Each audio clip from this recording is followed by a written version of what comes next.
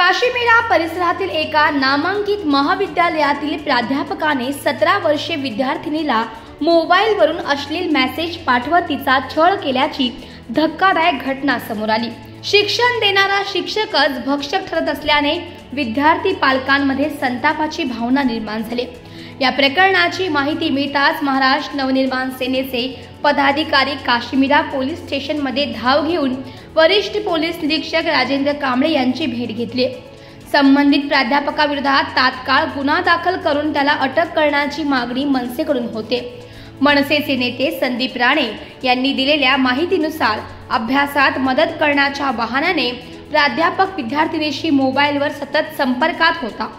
याच दरम्यान त्याने तिला अनेक आक्षेपार्ह आणि अश्लील संदेश पाठवून तिचे मानसिक आणि शारीरिक शोषण करण्याचा प्रयत्न केला। या सर्व चॅट्सचे स्क्रीनशॉट मनसे पदाधिकाऱ्यांनी पोलिसांना पुराव्यासह सुपूर्द केले आहेत। या संपूर्ण प्रकरणाची चौकशी सुरू असून संबंधित प्राध्यापकाविरोधात लवकरच गुन्हा दाखल करून कठोर कारवाई करण्यात येईल असे मनसेकडून सांगण्यात आले। याबाबत काशीमीरा पोलीस ठाण्याचे वरिष्ठ पोलीस निरीक्षक राजेंद्र कांबळे यांच्याशी चर्चा केली असता त्यांनी सांगितलं की संबंधित गुन्हा हा नोंद होत आहे आणि कायद्याच्या अंतर्गत संबंधित गुन्हेगारावर सर्व चौकशी करून कारवाई केली जाईल।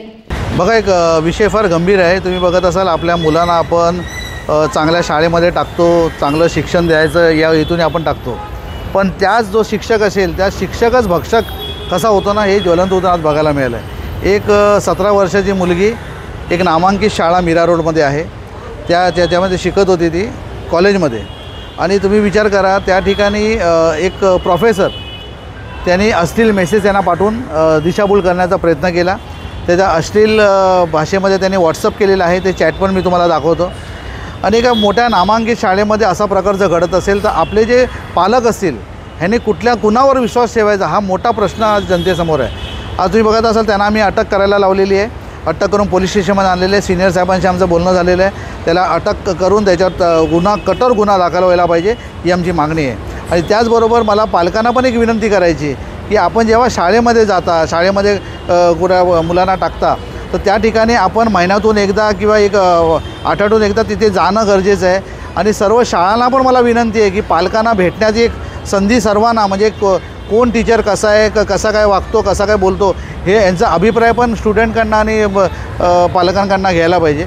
त्या उद्देशाने आपण पाऊल उचलाल ही मला कळकळीची विनंती आहे। मी आजच नगरपालिकेच्या आणि शिक्षण अधिकाऱ्यांना पत्र टाकतो आहे की या ठिकाणी आपण गंभीरता जेणेकरून कुठल्या तरी पालकाला आणि जे हे असतील स्टुडंट असतील यांना कुठल्या तरी चांगल्या ॲटमॉस्फिअरमध्ये काम आणि शिकता येईल या हेतूने आपण काम कराल। ह्याच्यावर कठोर कारवाई व्हायला पाहिजे या गुन्हेगारावर, अशी आमची अपेक्षा आहे। एक असा विषय आहे की आपण तिथे राहतो आणि आपल्या मुलगा किंवा मुली बाहेर आपण शिक्षणासाठी पाठवतो, जर तिथे असं घटना घडली तिथे आपण काय?